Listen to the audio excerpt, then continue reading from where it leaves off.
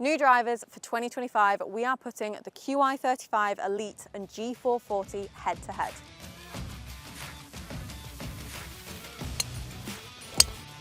That was a nice shot.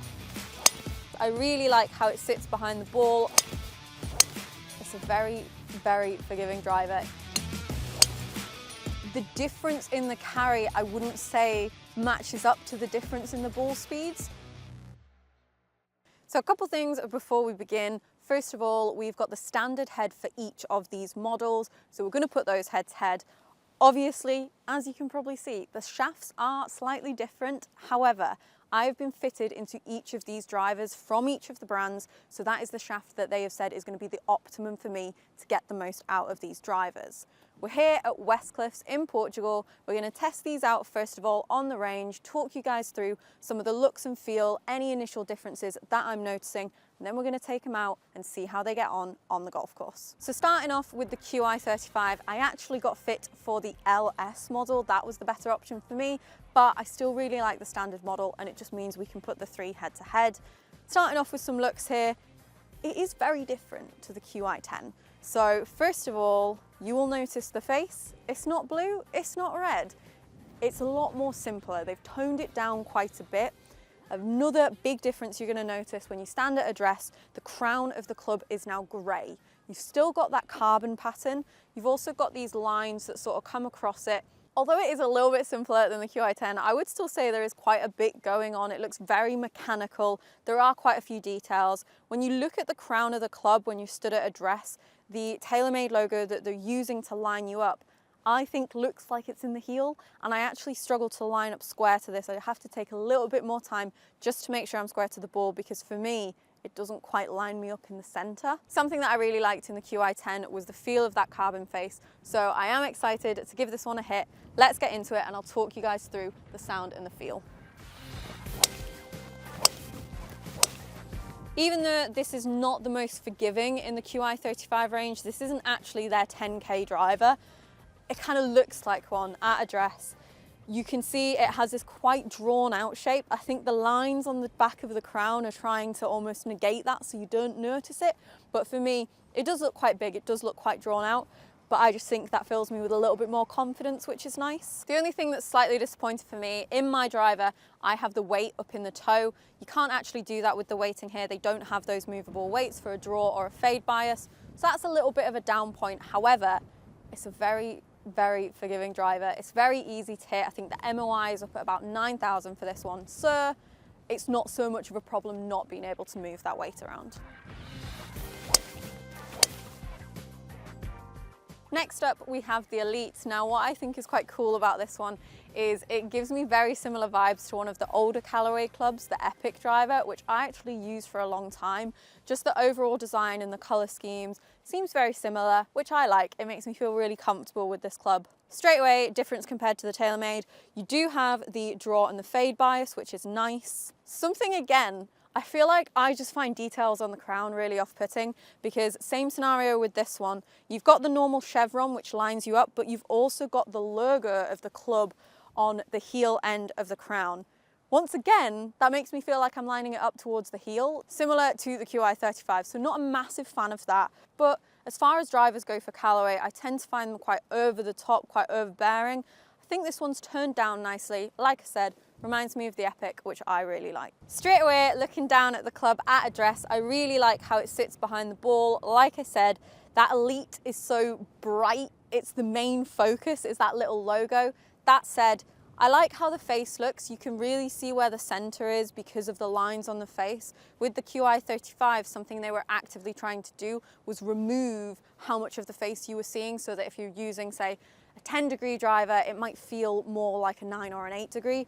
With this one, I feel like you can see more of the face, you can see the lines a bit clearer. I just still don't like that Elite logo, but I do like how it sits at address, other than the Elite logo.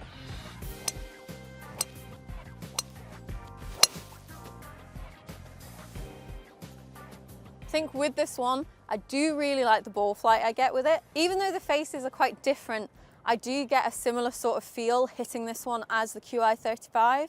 The sounds are ever so slightly different. This one is a little bit kind of louder, a bit more tingy, but Kind of just makes me feel like there's a little bit more power behind it, which is quite a nice feeling to have with your driver. And finally, on to the Ping G440. Now, in the same way that the Callaway I thought looked a little bit like the Epic, Ping seemed to have done a similar thing, going with a bit of a throwback. This looks quite similar to the old G30. I used to have that driver as well before my Epic. So once again, quite comfortable with how this looks. The one thing I really did not like in last year's Ping G430 Max 10K was the use of the lime green color. Everything else about it I absolutely loved.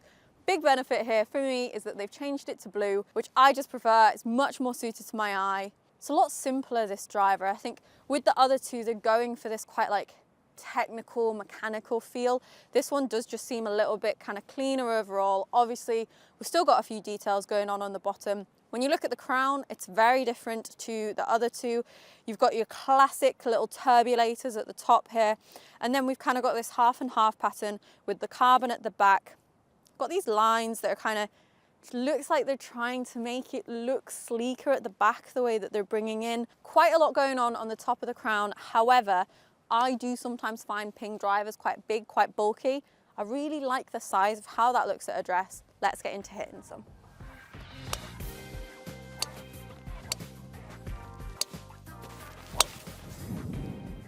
Very nice ball flight, as you could see there.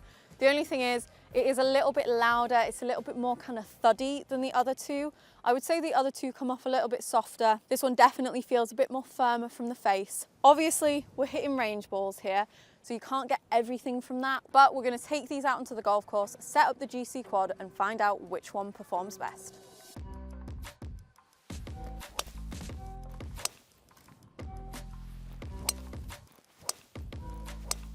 So let's take a look at some of the numbers. We've hit loads of balls with the Foresight, so we're gonna see what the GC Quad is telling us here.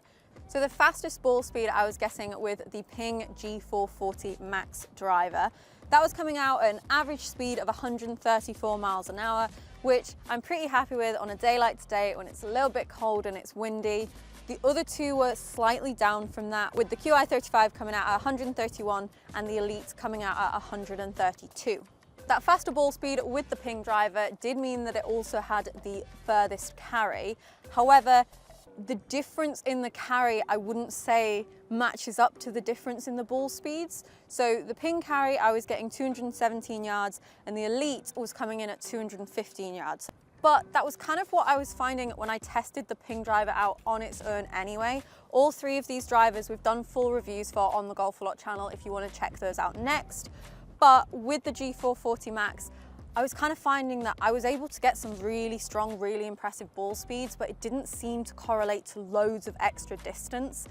The reason I think for this is because I actually find the Ping G440 Max the least forgiving out of the three, which I really didn't expect for Ping drivers. When I hit it out the center, it feels great, it goes really far, it has a really nice ball flight to it, but I'm getting these kind of low necky shots with the driver when I don't quite strike it, that I'm losing out on a little bit of distance, and it's just a shot that I don't tend to normally see and I wasn't seeing with the other two drivers. The QI35 in terms of distance is coming out at 212 yards, so it is the shortest in the terms of the carry. However, I kind of expected that. When I got fitted for the QI35 drivers, like I said, I got fit into the LS model. What I find with the QI35 is it's really forgiving, it's really easy to hit, and it's very reliable. The only problem with that model for me is when I really try to swing at it, that's suddenly when I get this kind of high right shot coming out, and it's not really a club that I can really go for, which is why we ended up putting me into the LS. So I was kind of expecting that one to fall a little bit under because it's actually not the right driver for me in that set. With the Callaway Elite, I kind of just feel like I can swing it as hard as I want, which is how I feel with the QI35 LS driver. I would say looking at the performance and how forgiving I found it and how consistent all those shots were, the Callaway is potentially in the lead at the minute. We've got a few more tests to do before we get to the verdict.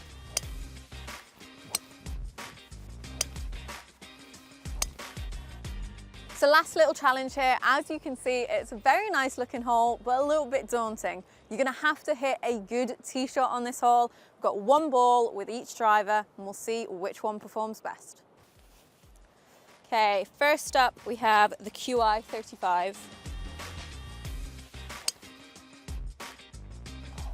Okay, that was a nice shot. Perfectly in the center of the fairway with the QI35. Onto the Elite. We said this one was kind of leading, so we'll see if we can get one down there.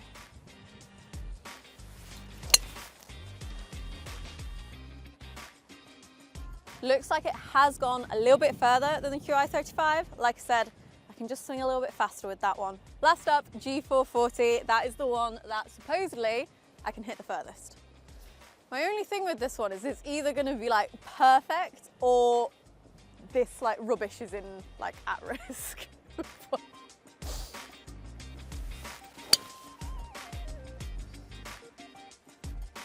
Little bit low and necky with that one. Got away with it at least. It's not in any trouble. And I think it's the Callaway Elite that has gone the furthest there. So in the middle of the fairway, the straightest, most on target one, we have the QI35. It has just fallen back a little bit in terms of distance. Over here, on the end, we've got the Ping one. That was the worst struck and didn't quite get away with that strike, leaking out a little bit over here. However, the distance that we got there is still pretty impressive, but the one that went the furthest is the Callaway Elite. That was a lot better strike than the Ping driver, so pretty impressive for the Ping at how close those two have ended up.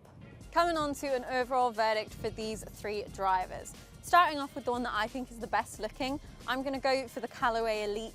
If they could just get rid of the Elite logo on the crown of the club, I would really, really like that one. I still think it's probably my favorite when I'm looking down at the ball out of the three, but that little Elite logo still annoys me a little bit. In terms of the best feeling one, I really like the QI35. I love the way the QI10 face felt. I love the way this face felt. I think it's just that carbon face. I really, really like it. In terms of the performance, I would say the easiest one to hit, the most reliable, is the QI35. The only slight issues then is the QI35 did pull back a little bit in distance.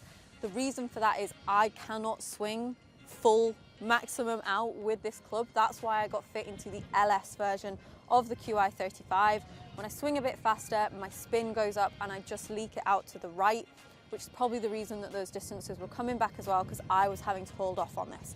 But in terms of having a driver that's very forgiving, it's going to go straight, it's going to get you in the middle of the fairway, I would definitely say the QI35. Coming on to the one that you could see the most ball speed for, I would definitely say that is going to be the Ping G440. I think what Ping have done with the driver this year has really surprised me. I always tend to find Ping super stable, super forgiving, and sometimes falling back a little bit in terms of ball speed and distance. This year I feel like it's almost been flipped. So the ball speeds I was seeing throughout all the testing so far, the Ping driver is the fastest. The only thing was, I didn't find it forgiving enough to kind of capitalize on that speed. So my distances were falling a little bit short of maybe what I would expect to see with those higher ball speeds.